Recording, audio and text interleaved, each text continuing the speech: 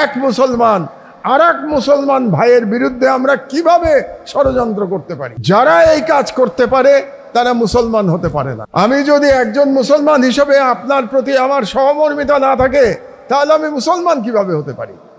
আমি যদি উম্মতে বিশ্বাস না করি, আমি যদি মনে না করি যে সকল মুসলমান রাসূল সাল্লাল্লাহু আলাইহি ওয়াসাল্লামের উম্মত, এটা যদি আমি বিশ্বাস না করি, তাহলে আমার ধর্ম কোথায়? আমার ধর্ম। হযরত হাসান রাদিয়াল্লাহু আনহু 661 সালে হযরত আলী রাদিয়াল্লাহু আনহুর শাহাদাতের পরে তিনি দুঃখ ভারাক্রান্ত কণ্ঠে বলেছিলেন, রক্তের বন্যায় উম্মাহ ভেসে গেছে। কত আগের কথা চিন্তা করে দেখেন। হযরত হাসান রাদিয়াল্লাহু আনহু বলছেন 661 সালে যে রক্তের বন্যায় উম্মাহ ভেসে গেছে, অথচ তার মাত্র 25 বছর আগে 636 খ্রিস্টাব্দে মুসলমান বাহিনী একই সঙ্গে তৎকালীন সবথেকে শক্তিশালী দুই সাম্রাজ্য বাইজেন্টাইন এবং পার্সিয়ান, তাদেরকে একই সঙ্গে পরাজিত করেছিল মুসলিম বাহিনী 636 সালে কাদিসিয়ার যুদ্ধে এবং ইয়ারমুকের যুদ্ধে। তার মানে আমি যেটা বলতে চাচ্ছি আপনাদেরকে, যে ঐক্যবদ্ধ থাকলে সেই মুসলিম একতার শক্তি কতটা ছিল, যে তারা সেই সময়ের সব থেকে শক্তিশালী দুই সাম্রাজ্য বাইজেন্টাইন এবং পার্সিয়ান একই সঙ্গে তারা জয়লাভ করেছিল, এই মুসলিমরাই, আমাদের পূর্বপুরুষরাই। এবং এই যে ইসলামের জয়যাত্রা শুরু হয়েছিল তখন থেকেই, আমি জন্মের পর থেকে মুসলিমদের মধ্যে বিভক্তি দেখতে পাচ্ছি। আমি মুসলিম ঐক্য দেখি নাই আমার জন্মের পর থেকে, তো অন্তত 73 বছরে তো দেখি নাই মুসলিম ঐক্য। আজকে খুব চমৎকার কথা বলেছেন His Excellency Mister Jalil Rahimi. He is absolutely right. আল্লাহ সুবহানাহু ওয়া তাআলা has given us tremendous wealth, কিন্তু এত ওয়েলথ থাকা সত্ত্বেও তিনি আরেকটা কথা বলেছেন, আনফর্চুনেটলি দ্য ওয়ার্ল্ড বিজনেসে the Muslim world's our portion is only 10%, যেখানে সম্পদের দিকে আমাদের আছে প্রায় 50%। তাহলে আমরা পারলাম না কেন? আমরা পিছিয়ে গেছি কেন? তার প্রধান কারণ হচ্ছে যে আল্লাহ তো আমাদেরকে ওয়েলথ দিয়েছেন, কিন্তু তার সাথে আল্লাহ তো নির্দেশ দিয়েছেন আমাদের মাথাকে কাজে লাগানোর জন্য। আল্লাহ তো কোরআন শরীফ শুরুই করেছেন পড়ো বলে, তো আমরা সেই পড়াটাই তো ছেড়ে দিয়েছি। তা আমরা যদি জ্ঞান বিজ্ঞানে এগিয়ে যেতে না পারি, তাহলে আমরা কিভাবে পৃথিবীতে এই সাথে লড়াই করে টিকে থাকতে পারবো? মানে একটা সমস্যা তো অবশ্যই আমাদের আছে অনৈক্য, তার সাথে আর একটা সমস্যা হলো যে জ্ঞান বিজ্ঞানে আমরা পিছিয়ে আছি। আমরা যদি আজ থেকে 1000 বছর আগে পিছনে চলে যাই, তাহলে দেখব জ্ঞান বিজ্ঞানে মুসলমানরাই সর্বশ্রেষ্ঠ ছিল। তখনকার যত দার্শনিক, যত scientist, his excellency has said about it, people like Ibn Sina, people like Omar Khayyam, they were the greatest brain of that time.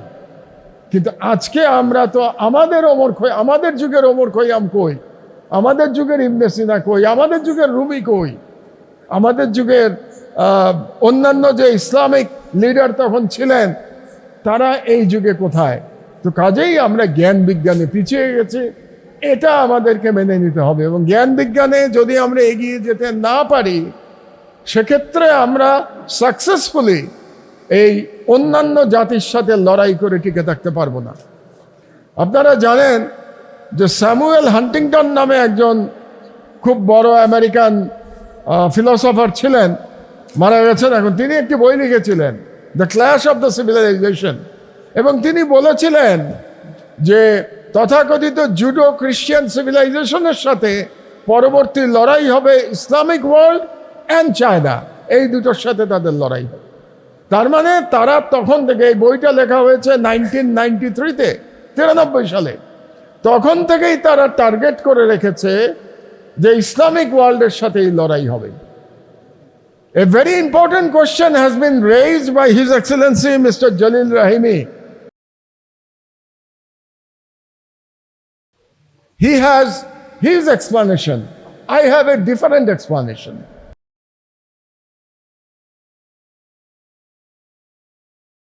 এটার জন্য আমাদের ফিরে যেতে হবে 1979 সালে, the Islamic revolution of Iran. Islamic revolution of Iran successful হওয়ার পর থেকেই আমেরিকা ইরানকে টার্গেট করে রেখেছে। সুতরাং এটা শুধু আজকের যুদ্ধ না, এই যুদ্ধের প্রস্তুতি শুরু হয়েছে 1979 সাল থেকেই। কারণ আমেরিকা চিন্তা করেছে যে একটি রাষ্ট্রে যদি ইসলামিক রেভলিউশন সাকসেসফুল হয়ে যায়, তারা যদি জ্ঞান বিজ্ঞান এবং অর্থনীতিতে উন্নতি করে ফেলতে পারে, তাহলে অন্যান্য মুসলিম রাষ্ট্রেও ইসলামিক রেভলিউশনের দিকে এগিয়ে যেতে পারে। কাজে ইসলামিক রেভলিউশনকে ব্যর্থ করতে না পারলে পৃথিবীতে যে ইসলামের যে বিজয়, এটাকে ঠেকানো যাবে না। That's why they have targeted Iran. One more reason, আমাদের যতগুলো ইসলামিক কান্ট্রি আছে তার মধ্যে সব থেকে বেশি জ্ঞান বিজ্ঞানে এগিয়ে আছে Iran. Among the Islamic countries, they are not the best in the world, but they are the best among the Islamic world. This is another reason why America decided to attack Iran. So this is another reason.